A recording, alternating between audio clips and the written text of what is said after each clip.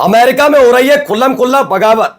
हमने आपको एक खबर दिखाई थी जिसमें अमेरिका के एक बड़े सैन्य अधिकारी ने डिक्टेटर को कहते हुए कहा था कि किसी डिक्टेटर की गुलामी का के लिए वर्दी नहीं पहनी है। हमने कॉन्स्टिट्यूशन की कसम खाई है। और अब हालात ये हुए कि रक्षा मंत्री और नौसेना के जो मंत्री हैं वो आपस में भिड़ गए, नौसेना चीफ सेक्रेटरी, जी हाँ। और हालात ये हुए कि इस्तीफा देने के लिए कह दिया गया कि आप यहां से तुरंत निकल जाइए। ऑफिस से धक्के देके बाहर कर दिया गया।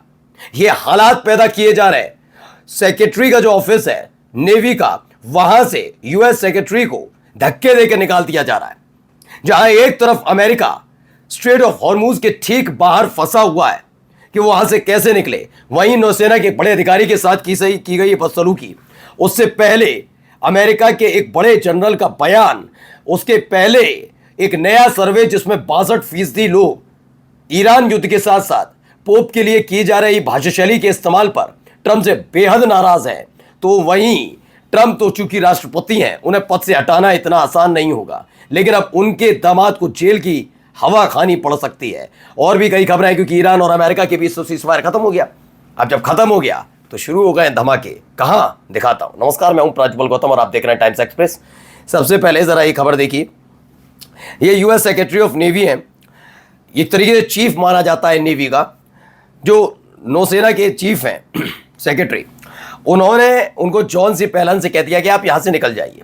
दरअसल ये फौरन ही बयान आया, ये कह दिया गया कि आप अपना बिस्तर, ये सब बोरिया बिस्तर उठाइए, यहां से निकल जाइए।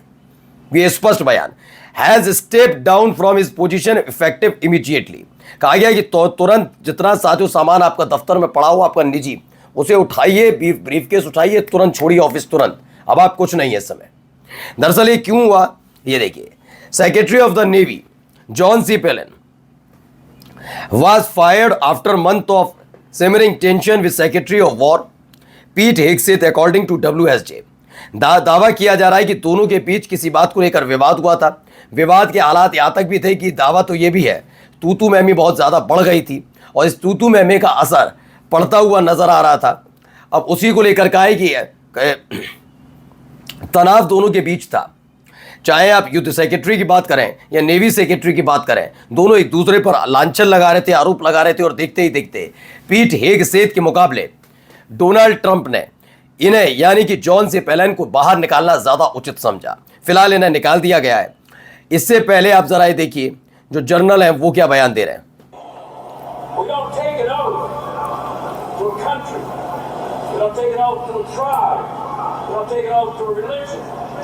We're not taking oath to a king or a queen or a tyrant or a dictator. And we're not taking oath to a wannabe dictator. We don't take an oath to an individual. We take an oath to the Constitution, and we take an oath to the idea that is America, and we're willing to die. तो ये America के journal हैं mark मिली। इन्होंने कहा मैंने किसी भी dictator की गुलामी करने की कसम नहीं खाई है। मैंने कसम खाई है किस चीज़ की, कॉन्स्टिट्यूशन की, और अपने देश यानी कि अमेरिका की रक्षा करने की, उस संविधान की रक्षा करने की। ये नाराजगी लगातार है क्योंकि पिछले 20-25 दिनों में काफ़ी कुछ घटनाक्रम घटे। जब ट्रंप चाहते थे कि ईरान की सेना, अमेरिका की सेना ईरान में घुसकर ग्राउंड ऑपरेशन करे, तो 30 जनरल्स ने एक मीटिंग में विरोध किया, जिनमें से 12 के जो जुबान थी बड़ी तल्ख थी। ट्रंप को ये सब पसंद नहीं आया और 12 जनरलों को एक एक करके हटा दिया गया। अब इनमें से कई जनरल ऐसे भी जो खुलकर कह रहे हैं, तानाशाह बता रहे हैं ट्रंप को। उधर पीट हेगसेथ जो आर्मी के मिनिस्टर, एक तरीके से मान लीजिए नौसेना के मंत्री मान लीजिए जॉन, इन दोनों के बीच विवाद, और विवाद के बारे में बताया जा रहा है तनाव तो था ही, बहुत बड़ा विवाद बढ़ गया था, हाथापाई तक की नौबत थी। आखिरकार उन्हें हटाना पड़ा। यानी करने चले थे रिजीम चेंज कहां, ईरान में, और हो कहां है, अमेरिका के अंदर। ये देखिए अमेरिका में ट्रंप के कामकाज से 62% लोग खुश नहीं है। सर्वे में खुलासा है, क्या कहा जा रहा है, 62% लोगों का कहना है अमेरिकी उनके कामकाज से असंतुष्ट है। ये उनके दूसरे कार्यकाल की सबसे कम रेटिंग है, जो जनवरी 2025 में 47% से काफ़ी गिरी है। कई लोग कह रहे हैं कि ट्रंप बहुत ज़्यादा गुस्सा वाला आदमी है। ईरान युद्ध और पोप से झगड़े की वजह से लोग उनको गुस्सैल बता रहे हैं कि आदमी बात बात पर गुस्सा होता है। और गुस्सा होने का मसला ये नहीं है कि हर किसी को गुस्सा, इंसान को गुस्सा आता है। ये आदमी बदमिजाज हो जाता है, बदतमीजी पर उतारू हो जाता है, ये किसी की फिक्र नहीं करता व्यक्ति। और इसकी वजह से अमेरिका को नुकसान उठाना पड़ रहा है।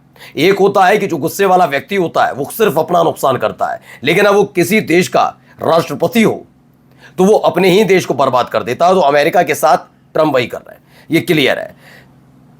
अब जरा सुनिए, ट्रंप के खिलाफ तो बार बार कहा जा रहा है इस आदमी को पागल, इस आदमी को कहा जा रहा है कि ये मानसिक रूप से अस्वस्थ है, पद से हटा दीजिए। लेकिन यहाँ पे एक दूसरा खेल चला है, सुनिए क्या करेंगे। Let's talk about naked, open, brazen corruption.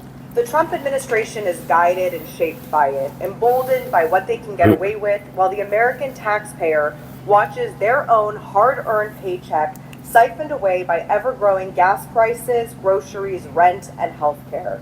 All the while, Donald Trump flaunts his White House ballroom and D.C. arch with displays of nauseating corruption for his billionaire buddies in broad daylight. Take Jared Kushner, Donald Trump's son-in-law, a man with no meaningful political, diplomatic, or civil service experience, who was handed sweeping authority during the first Trump administration over Middle East policy and sent across the world to represent the United States. तो ये है America की एक सांसद है, यास्मीन अंसारी नाम है। Trump प्रशासन के समय में भ्रष्टाचार चरम पर है। कीमत अमेरिकी जनता को उठानी पड़ रही है, जिसे गैस से लेकर सब कुछ महंगा खरीदना पड़ रहा है। ट्रंप के दामाद जेरेड कुशनर, जिन्हें किसी तरह का राजनीतिक डिप्लोमेटिक कोई अनुभव नहीं है, वह यूएस यानी अमेरिका की विदेश नीति बना रहे हैं और साथ ही उन्हीं विदेशी सरकारों से अरबों डॉलर ले रहे हैं जिनसे बातचीत कर रहे हैं। ये बेशर्म बड़ा भ्रष्टाचार है। कुशनर शपथ के दायरे में आएंगे और गवाही देंगे, जवाबदेही वहीं खत्म होने वाली नहीं है। यानी कि आने वाले दिनों में कुशनर यानी डोनाल्ड ट्रंप के दामाद की मुसीबत बढ़ सकती है, क्योंकि बिना पद के पूरा का पूरा देश जिस तरीके से उनको सौंपा गया उसको लेकर नाराजगी है। अब देखिए एक और खबर निकल कर सामने आई, ये देखिए यहाँ पर लगातार धू धू करके जल रहा है। ये अमेरिका और इजराइल के ईरान के बीच, माफ़ी चाहूँगा, अमेरिका और ईरान के बीच सीज फायर के फ़ौरन बाद इराक में हुआ ड्रोन अटैक है। ड्रोन अटैक की ये तस्वीरें निकल कर सामने आई, जहाँ पर लगातार अटैक की तस्वीरें देखिए। एक और धुआं उड़ रहा है, बेतहाशा धुआं, और इस धुएं के बीच अब डर इस बात का है कि क्या फिर से चीज़ें बर्बाद होने वाली हैं, ख़राब होने वाली हैं। लोगों में डर इसी बात का है। तो ये एक खबर है। आगे देखिए, अब लेकर चलते हैं आपको फिर से स्ट्रेट ऑफ हॉर्मुज में। स्ट्रेट ऑफ हॉर्मुज के लिए क्लियर कर दिया गया है, स्ट्रेट ऑफ हॉर्मुज तब तक खुलना असंभव है, ये गालिबाफ साहब ने कहा है। कौन है ये? ईरान के स्पीकर, कि तब तक नहीं है जब तक आप सीज फायर का उल्लंघन बंद नहीं करेंगे, जब तक आप बैरिकेटिंग नहीं हटाएंगे, ब्लॉकेड नहीं हटाएंगे, जब तक समंदर में लगे हुए ब्लॉकेड को आप बंद नहीं करेंगे, नाकेबंदी को खत्म नहीं करेंगे अमेरिका, तब तक ये खुलने वाला नहीं है। क्लियर कह दिया ही नहीं होगा। वहीं IRGC की तरफ से भी कहा है, IRGC नेवी का कहना है कि उसने हॉर्मुज स्ट्रेट ब्लॉकेड तोड़ने के लिए 2 जहाज MSC फ्रांसिस्का और एपामिनोड्स को जब्त कर लिया है। उनको रोकने के लिए पहले उन पर गोली चलाई थी, उसके बाद उन्हें ईरानी पानी में ले जाया गया। फिलहाल दोनों के दोनों जहाज जब्त हो चुके हैं, जिसमें से एक को लेकर दावा है कि वो जहाज इजराइल का है। नमस्कार।